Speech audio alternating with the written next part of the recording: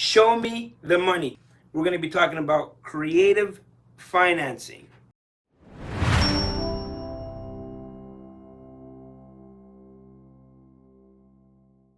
How are you going to fund your deals? We have so many ways that you can actually fund your deals. So many ways. This is why we call it creative financing, because you're going to go out there, you're going to find deals, you're going to find flips, you're going to find opportunities. You may find some multifamilies, you may find some houses, you may want to buy your own house. You can use any one of these strategies to build your portfolio using creative financing. Creative means that you have to think outside the box. Creative financing means you're thinking outside the box. When you go to your lender, your bank, and you sit down in that office and you're talking to this banker, he can only see within the box. Everything happens outside of the box. And so that's what we're going to be talking about today. We're going to be talking about creative financing. Show me the money. Give me some in the chat. Show me some money signals. Get in the bag. Whatever you got to say, but put it all in the chat, because this should be an exciting subject matter for you to understand where we're going to find the money, because that's always a question. People talk about, oh, I want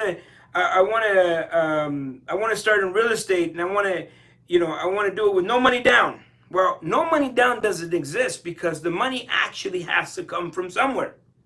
But the key is, it doesn't have to come from you.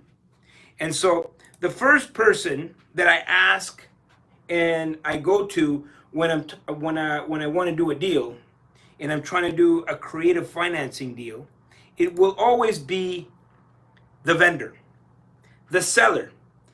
I'm going to go and ask the seller for seller financing, and I want you guys to write that down. Vendor take back. This is these are three letters that you have probably heard a lot if you've been in real estate for a while. Vendor take back. What is a vendor take back?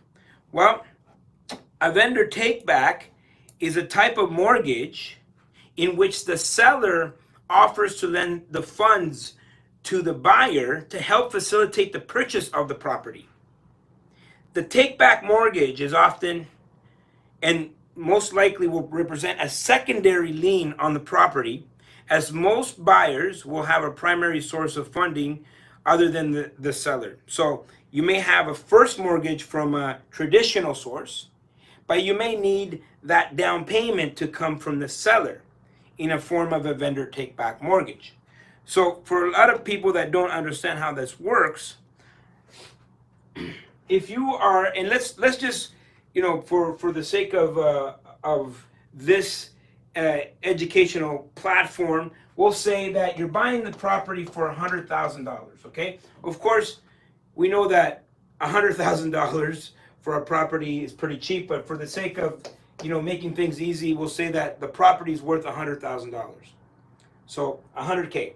Now, we know that 20% down on 100K means you probably have to put in 20K down. We also know that if you go to a traditional lender, they're going to want they're going to advance $80,000 based on the $100,000 purchase price, and they're going to do 80-20 loan to value, LTV. So that's an important three letters to remember: loan to value. The typical bank or the typical lender, on average, a conventional mortgage is 20% down, which means 80-20 loan to value. So in this case, 80-20 loan to value means that you'll have to come to the table with $20,000 if the property was worth $100,000. Okay, so that means this would come from a lender. I say lender because, you know, the mortgages don't only come from banks, right? There's multiple different resources and sources that you can find money. So I'm going to show you that today. But let's just call the lender. It could be the bank, it could be a lending institution, it could be a private loan, it could be anything. But we're going to call this a mortgage. So you have $80,000 mortgage. Now $20,000. Let's say you didn't have the $20,000. You could convert this into a vendor take-back mortgage. So the seller lends you $20,000 and the lender lends you $80,000.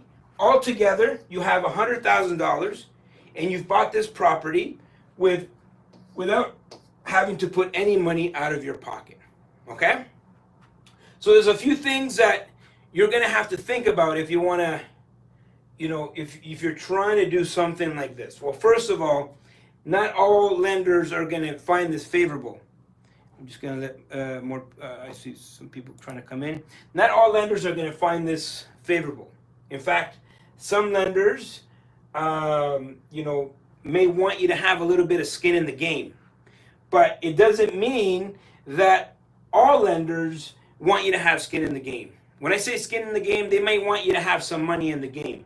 Now, the only way someone could, the only way the seller could give you a vendor take-back mortgage is if the seller actually has that available in equity. So let's just say the seller has $20,000 in equity, his property is worth $100,000, and the seller has an $80,000 mortgage. Well, when you sell that property, that $80,000 will need to be discharged, and that means that he'll have the $20,000 available that he can take back a mortgage. Instead of taking that $20,000, he'll take back the mortgage. The $20,000 gets registered back onto the property, secured on the property, exactly like a mortgage, and in essence, it becomes a second mortgage. So it gets registered back onto the property as a second mortgage. So you see, now your lender registers their mortgage, right, as first position, and then second position would be your seller that's registering his mortgage of $20,000. Now, you'll have to pay some interest, right? And this is, the terms are to be negotiated between you and the seller. Now, the question is, why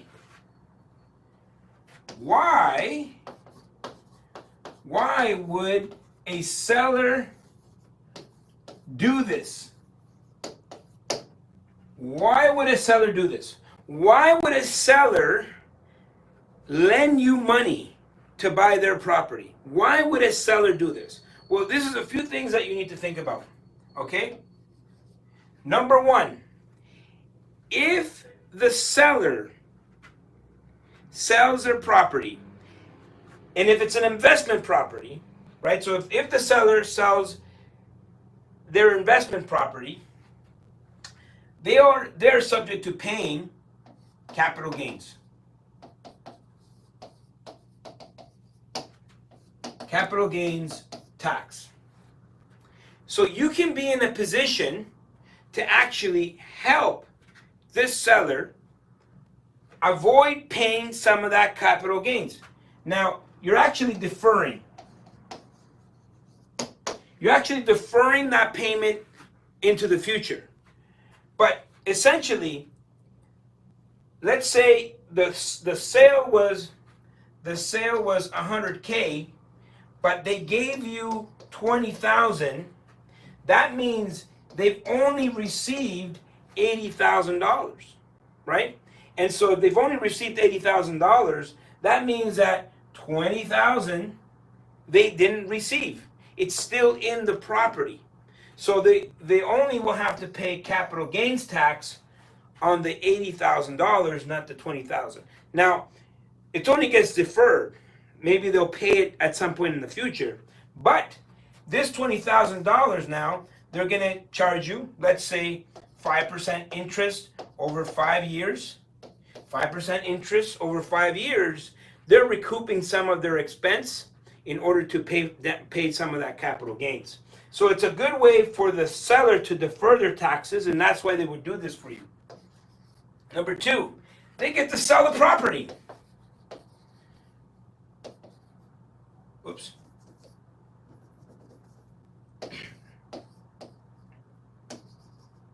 They get to sell the property, right? So, you know, there's at some point you're going to have to find motivation, and maybe, you know, for whatever reason, that property was on the market for a while, right? It might not happen in this market. It might not happen in this market, but it will happen in other markets, right? So, you know, Ontario is not the only place to buy real estate, and the market that we're currently experiencing in Ontario is not the same market in Alberta. It's not the same market in Saskatchewan. It's not the same market in British Columbia. It's not the same market in New Brunswick. And so there will be some markets where you can actually work with the seller, and the seller will help you buy your real estate. So they actually get to sell the property. So they get to avoid capital gains, and they actually get to sell the property. Make sure if you're coming in, guys, make sure you are muting yourselves. Excellent. Okay, so you save capital gains, you sell the property, and you are making, so I shouldn't say you, I should say the seller. The seller is making more money. Number one, you could be in a position to pay more money if you don't have to qualify for a traditional mortgage. Also, the seller is making interest on the money that they're lending you. So, huge benefits for the seller. Number one, the seller gets to avoid paying that capital gains tax. I'm going to tell you, not everybody wants to pay taxes. Sorry, I said avoid. They get to defer those capital gains taxes. They get to sell their property. Obviously, that would be the biggest motivator. They're selling their property. And then they obviously, when they sell, they're making more money. Number one, they can probably get a higher purchase price than someone that's going to pay them cash traditionally. And they're making money on their money. They're charging an interest on the money that they're lending you. For you, what's the benefit as the investor and as the person that is buying this property? For you, you get to buy the property, not have to, worry about qualifying for a mortgage. Now, we talked about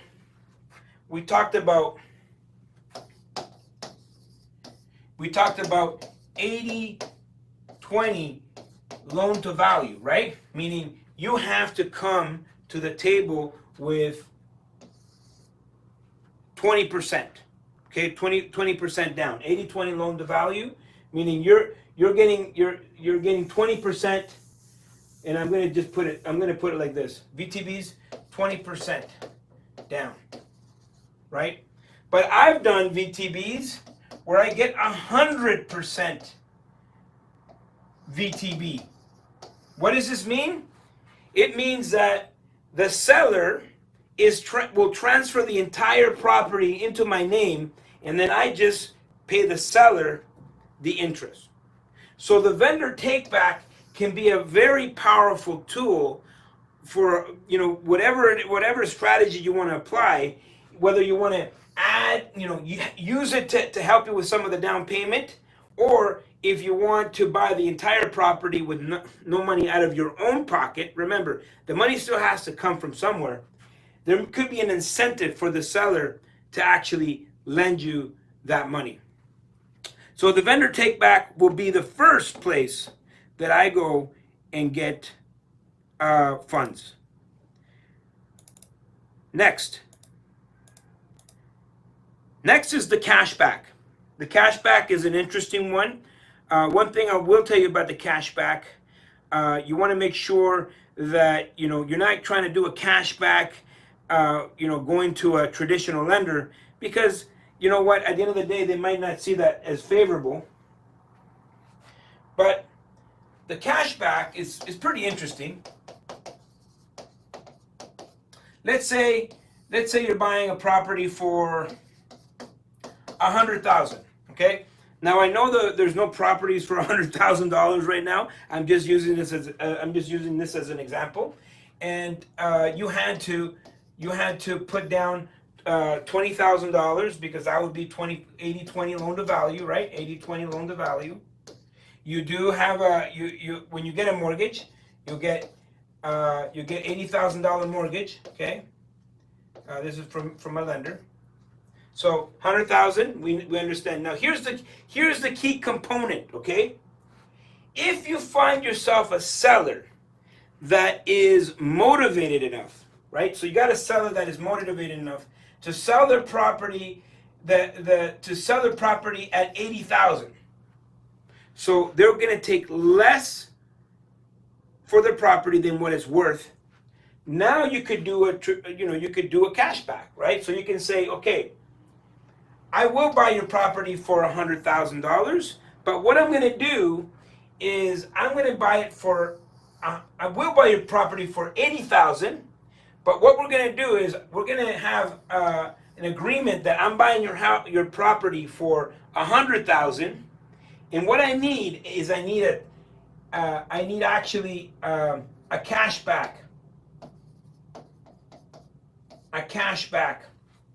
of $20,000.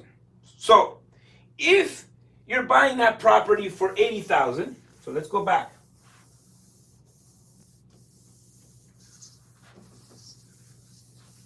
If you were going to buy that property for $80,000, the down payment would be $16,000. That would be your down payment, right? But because you're buying that property for $100, remember, you're buying it for $100.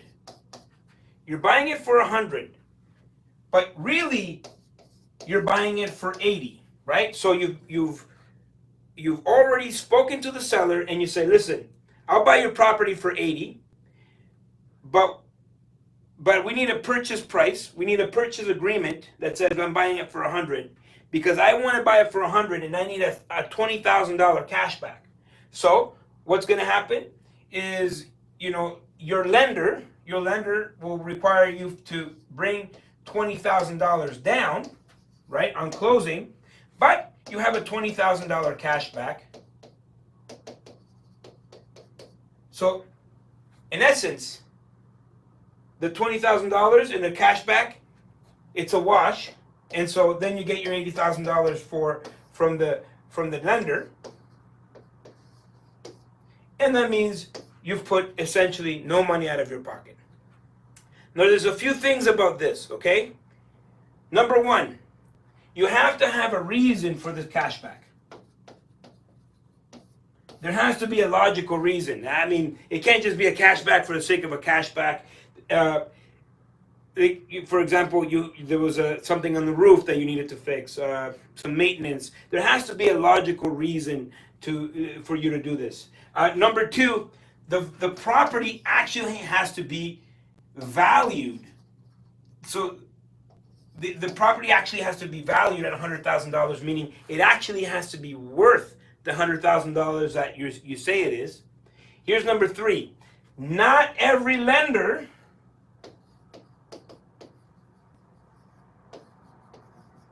will want to do this. Not every lender is going to find this favorable. You might have to go to a B lender. You might have to go to a C lender. You might have to go to a private source. You might have to actually go to a credit union. But at the end of the day, these transactions can be done quite nicely, and it gives you the opportunity to put little to no money out of your pocket. Now, you may have to put some money if you're doing like larger deals, like $500,000 or whatnot. I just put together a quick example so you guys could understand how the cashback works. And the idea is so you put less money down. So for example, if you had to put, $30,000 down, you could be in a position to put less money down. That's the cashback. Second mortgages, okay? Second mortgages. And I'm sorry, I think I should have done that. So second mortgages. Okay, same thing. Let's talk about second mortgages. We're gonna go back to the $100,000 property again. Your property's worth $100,000. You need $20,000 down. $80,000 is gonna come from a lender. They're gonna have a first mortgage, right? So this could be any lender, right? Any institution. They lend you $80,000, 3%. They're gonna register their loan on your property as a first position. What's a second mortgage? Second mortgage is a second lender. That's all it is. Second lender, and they register a second position mortgage on your property. Here's something to take into account. This may be, let's say, 8% or 9%. The interest rate is going to be higher because obviously, the first position is safer. So the first lender or the bank or wherever you're getting the first mortgage from, they're going to be the safest. And so second position means higher risk. Higher risk means higher interest rate. But what happens if you get a second mortgage over here, right? And you got your first mortgage, essentially, you don't have to put any money out of your own pocket, right? And so I'm simplifying this. Here's something that you might want to take into consideration. An A lender may not find this favorable. They might want you to have some skin in the game. So if you're doing this strategy, is because or any of these strategies, is because you have a end goal. You're going to renovate the property. You're going to increase the income. You're going to do something to create more value to eventually do a refinance, so refi some of these investments back out of the property. For example, you're not going to pay 8 or 9% ongoing for the rest of your life. The idea would be to secure the property, do some rentals, find some ways to create more value in the property, so you force the appreciation up, and then you refi the property, and then you pay the first and the second, and then you're left with one mortgage. So it's really a short-term strategy. So the first is going to be any traditional lender. Let's say could be anywhere between 2 to 4%. Always in the first mortgage is going to be amortized, but the second mortgage, don't be surprised if you see them and they're going to be interest-only type mortgages, meaning you only pay the interest, you're not paying down in the principal. Again, this will probably be something that is short term. All right, and let me see here. Next, oh my goodness, one of my favorites. Closing on the 3rd or the 4th. Closing on the 3rd or the 4th. One of my favorite strategies. Okay, let's have a look here. So, we all understand, and of course, we're talking about an investment property that has an existing tenant. And in our case, in this scenario, we're going to talk about a multifamily property that is bringing in $10,000 a month in rents. Okay, $10,000 a month in rents. Okay. Now, if you close, and traditionally, and we know this to be true. Traditionally, most people close either on the last day of the month, so let's say the 31st, or the 1st. This is the way it's always been done. You know, this is the way people like it. It's just cleaner, and people can, you know, people think about, moving into a new property on the 31st or the 1st, last day of the month or the 1st day of the month. But the problem with this scenario, and I'll tell you, when I started investing, I don't know, I felt awkward when it came to asking for money from my tenants, especially if I just met someone. Imagine meeting someone and say, hey, how you doing? And then you're like, do you have my rent? It's weird, it's just awkward. And so what happens if you close on the 31st or the 1st, the very first thing that you have to do is collect your rent.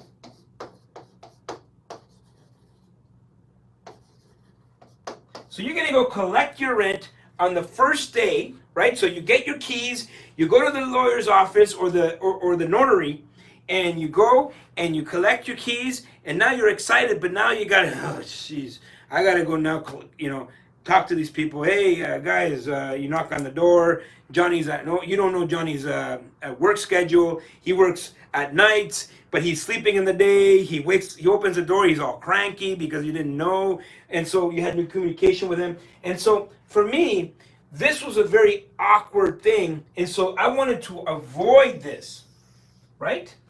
Because if you close on the 3rd, for example, guess who collects the rent on the 1st?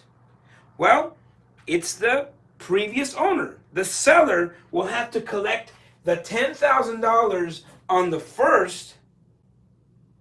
And so you have now 27 days to get to know your tenants, to figure out what their schedules are and how that money's going to come in. Is it going to be direct deposit? Is it going to be e-transfer? Is it going to be cash or check? And so you have that ability, 27 days to actually wait for, get to know your tenants before you have to close the next one. And so to me, that's a really good strategy. But the funny thing is, and a lot of people are going to ask this question, Alfonso, does it mean you're missing out on the $10,000, right? Does it mean that you are missing out on $10,000 of rent? Well, think about this. On the 1st, the owner collects $10,000, right? So we know that. On the 3rd, when we close, we have to prorate that rent. So if you divide it by 30, comes to be about 33. So he owes me 3 days, for example, times 3, that's $1,000, right? So from the 1st to the 3rd, it's true. $1,000 of that $10,000 does belong to the seller. But the buyer gets the difference, the $9,000. So not only have you avoided having to talk to the tenants, but by closing on the 3rd and the 4th, you actually collect $9,000. And guess where you collect it at?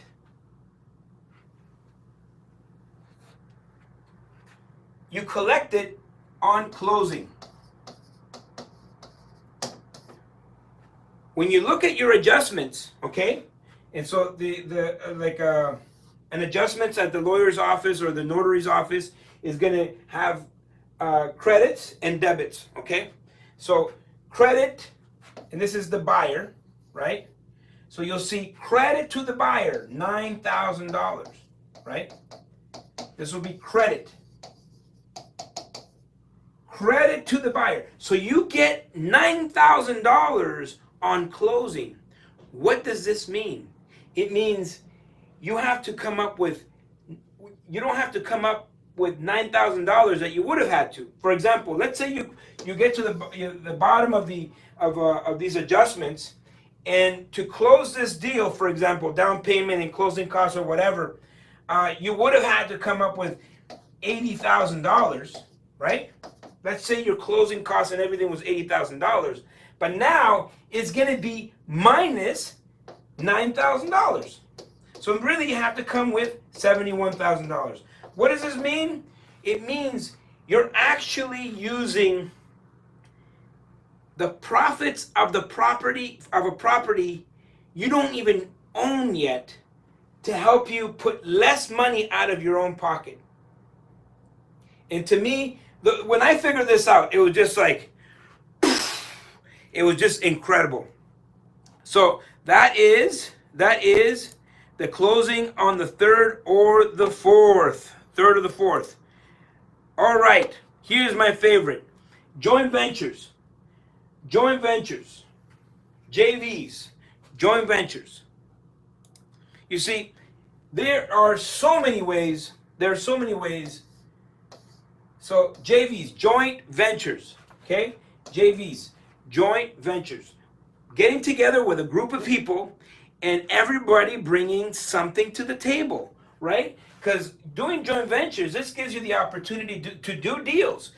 Get into real estate with OPM, other people's money, right? Other people's money. OPT, other people's time, okay? OPM, OPT, even depending on your situation, you might need OPC, other people's credit, someone to help you qualify for these deals. So joint ventures gives you the opportunity to do deals all day long, other people's money, other people's time, and other people's credit, right? You want to go out and talk with family and friends, talk to everyone, anybody that can participate with you, and that's an amazing way to get started. You know, even at the very beginning, when you're first getting started in your first couple of deals, maybe you don't have a lot of capital or a lot of time or a lot of credit. Well, look for people that complement you. Look for people out there that have resources that you may not have, and what you're bringing to the table is the intellectual currency. There's two types of currencies. There's the money, argent, dinero, what everybody understands as currency, and then there is the intellectual currency. It's what you know. It's what you know. So the more you know about real estate, the more valuable you become. The more intellectual currency you have, the less actual money that you'll need. We love joint ventures in real estate. Okay, next one. Next one is lines of credits, HELOCs, home equity lines of credits, or as most people know them as credit cards, but in the investment community, we know them as investment cards, because those credit cards should not be used to buy sneakers or furniture or a nice plasma TV. Those credit cards should be used to invest. And there's many ways that you could do that, but lines of credit, HELOCs, or investment cards could be a great source for someone to do deals. Rent to own, RTO. This is something we'll do on a future mastermind here. But the rent to own basically means that when you're buying a property, that existing seller has a mortgage. Well, if you do a rent to own, the seller holds on to the mortgage. So if we go back to this here, other people's credit, right? So if you're buying a property, let's say $100,000 again, $100,000, the seller has an existing mortgage of $80,000, right? So this is the seller's mortgage. Okay, this is the seller's mortgage. You could buy this property and say and make an agreement, right? Do a rent to own agreement where the seller continues to, nothing changes, right? The seller holds on to the mortgage and you pay the seller, right? So what you're actually tapping into here is other people's credit. The seller already has that mortgage, and maybe you discover a need that the seller has that has nothing to do with maybe liquidating that property, but it just maybe he just doesn't want to deal with the tenants or whatnot. There could be an opportunity. It's called a rent to own. You can also, I mean, I've bought when you buy apartment buildings, you call them agreements for sale or lease options or master leases. I've bought entire apartment buildings using this strategy of having the seller hold on to the mortgage. All right, so I hope you guys are making your notes, because we will be opening it up for questions very soon. But the next one is family and friends. Get your family and friends involved. This could be a really great way to fund your deals. And last but not least is, well, I don't have a slide for it, but it's think outside the box. What I've talked about here tonight is not the only way to structure deals. It's just a way or a few ways of doing it. I mean, I can go on and on. I can do a whole week session just on creative financing. All right, guys. So I'm going to open it up to you guys for questions. Let's just see here who's got some questions. Let's start with some questions. I'm on the live here on my YouTube channel. But if you guys can, let's start with questions that are related to creative financing. So if you have a question related to creative financing, you can ask it. So I see Michael has his hand up. Hey man, what's up? What's going on? Nothing much. I just had a question from the VTB section, Okay. actually. So I was working on this wholesale deal recently. I was trying to possibly offer VTB as an option, but I didn't quite understand it fully. So honestly, I'm really happy you brought it up today. So my question actually was, when it comes to like setting up the like VTB itself, like I know the seller should probably own it outright or like have minimal mortgage left on it. So when offering it, would it be best to offer like, let's say, interest only payments at like 5% for like 3 to 5 years, or versus like 0% interest principal only payments? Okay, so we have